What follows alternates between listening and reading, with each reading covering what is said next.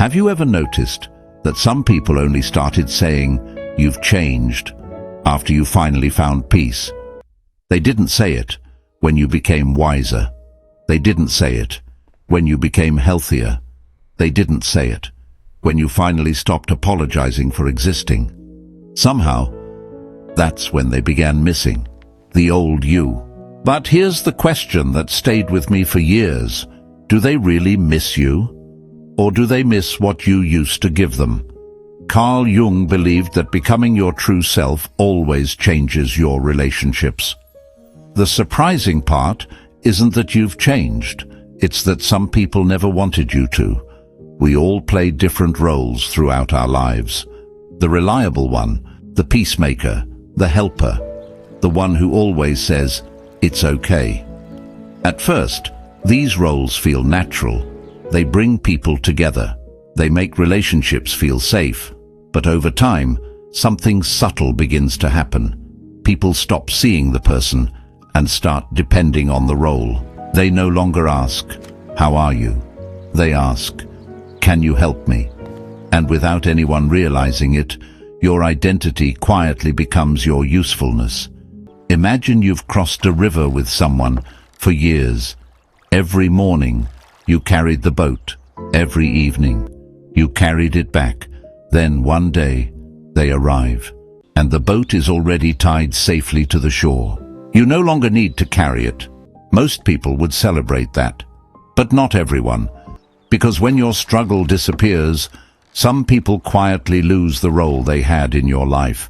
The person who always rescued you now has nobody to rescue. The one who always advised you now has fewer answers to give. Your growth didn't hurt them. It changed where they stood. Isn't it interesting? Parents spend years teaching a child to ride a bicycle, and then one day they secretly miss being asked to hold the seat. That's not weakness. It's simply how attached we become to the roles we once played in each other's lives. Carl Jung believed that many of us spend years wearing what he called a persona, a social mask. Not because we're dishonest, but because we want to belong. We become who everyone expects us to be, the dependable one, the agreeable one, the one who never complains. But something remarkable happens when you begin becoming your authentic self. Some people celebrate it, others quietly miss the mask. Not because they hate the real you, but because the mask made life predictable. And predictability often feels safer than change. But here's the question that changed everything for me. If people truly love you, what exactly are they asking you to become again? The person you were, or the person they were most comfortable with? There comes a quiet moment in almost every life when you begin saying things you never used to say. No, I need some time. That doesn't work for me anymore. At first, those words feel uncomfortable, almost foreign, because for years, your instinct wasn't to protect your peace. It was to protect everyone else's comfort. But something remarkable happens when you finally stop living that way. The people who truly know you begin meeting the real you. The people who only knew the role you played begin asking for the old version back. Here's something I never understood when I was younger. Healthy boundaries can feel like rejection to someone who benefited from your lack of them. Think about that carefully. You didn't become colder, you became clearer. You didn't stop caring, you stopped abandoning yourself. Those are completely different things, but to someone who grew comfortable with unlimited access to your time, your peace may feel like distance. Your confidence may feel like pride. Your independence may feel like abandonment. Not because you've changed for the worse, but because the relationship itself has changed shape. It's a little like updating your phone. The old charger suddenly doesn't fit anymore. The phone isn't broken. It simply isn't designed for the old connection. Growth can feel like that. Sometimes, the connection changes before people understand why. Carl Jung believed that the greatest privilege in life is becoming who you truly are. But privilege often comes with a price. Not everyone celebrates your authenticity. Some people preferred your performance because performances are predictable.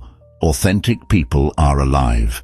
They grow, they change, they surprise us. An old tree never apologizes for growing new rings each year. It doesn't ask the forest, "Would you rather I stayed small?" It simply grows, because that's what healthy things do.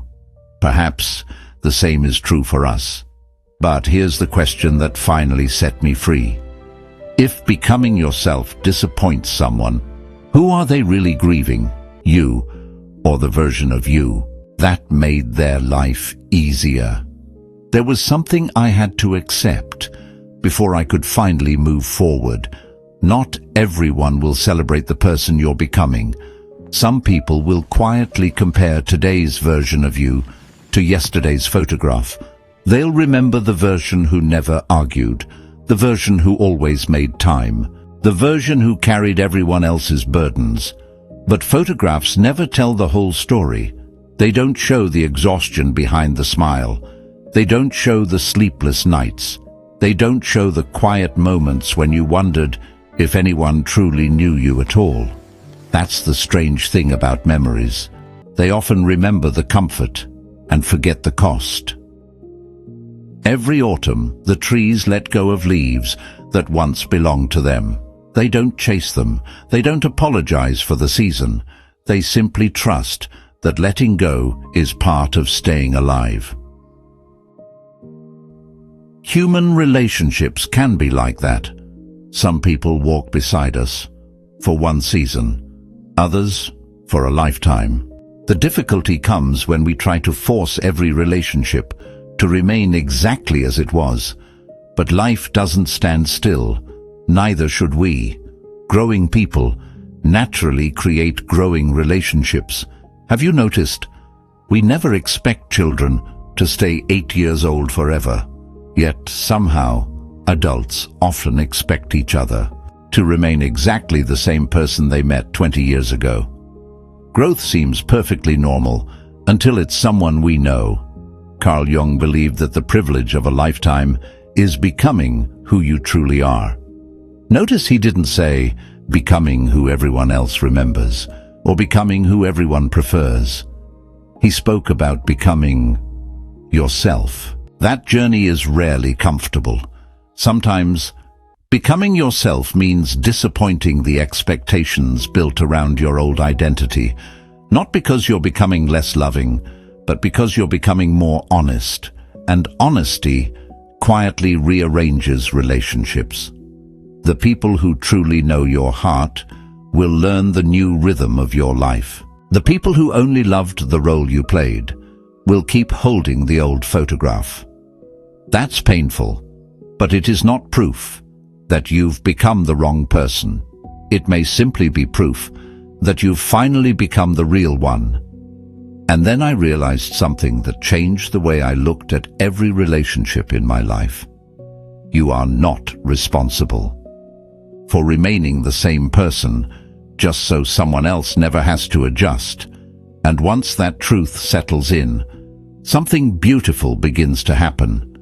There comes a moment when you have to decide whose memory you're living inside, your own or someone else's. Because if you're always trying to become the person they remember, you'll never become the person you're capable of being. Think about an old photograph. It captures one beautiful moment. But imagine trying to live inside that single picture forever, never growing older, never learning, never changing, never becoming wiser.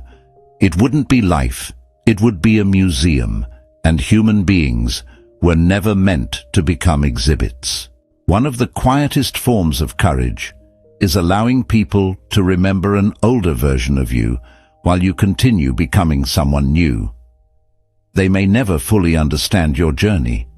They may never see the nights you spent rebuilding yourself, the conversations that changed you, the heartbreak that softened you, the boundaries that healed you. the peace that finally found you, and that's all right, because growth doesn't need everyone's permission. It only asks for your honesty. The people who truly belong in your life won't ask you to shrink, just to make yesterday feel comfortable. Isn't it interesting? We happily replace children's shoes every year because we expect them to grow. But when adults outgrow old versions of themselves, people sometimes act as if something has gone wrong.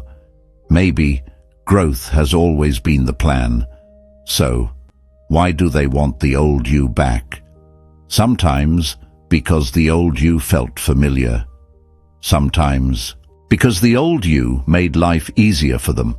Sometimes because change asks everyone in a relationship to grow. Not just one person. But here's what I hope you remember after today. You don't owe the world an outdated version of yourself. You don't have to wear a mask. That no longer fits. You don't have to return to a chapter you've already finished reading. Keep your kindness, keep your compassion, keep your gentle heart, but don't abandon the person you've fought so hard to become, because the people who truly love you won't spend their lives staring at yesterday's photograph. They'll put it down, look into your eyes, and choose to know the person standing in front of them today. The old photograph was never your future. It was simply one beautiful chapter, and beautiful chapters are meant to be remembered, not repeated. Before you leave, I'd love to hear your story.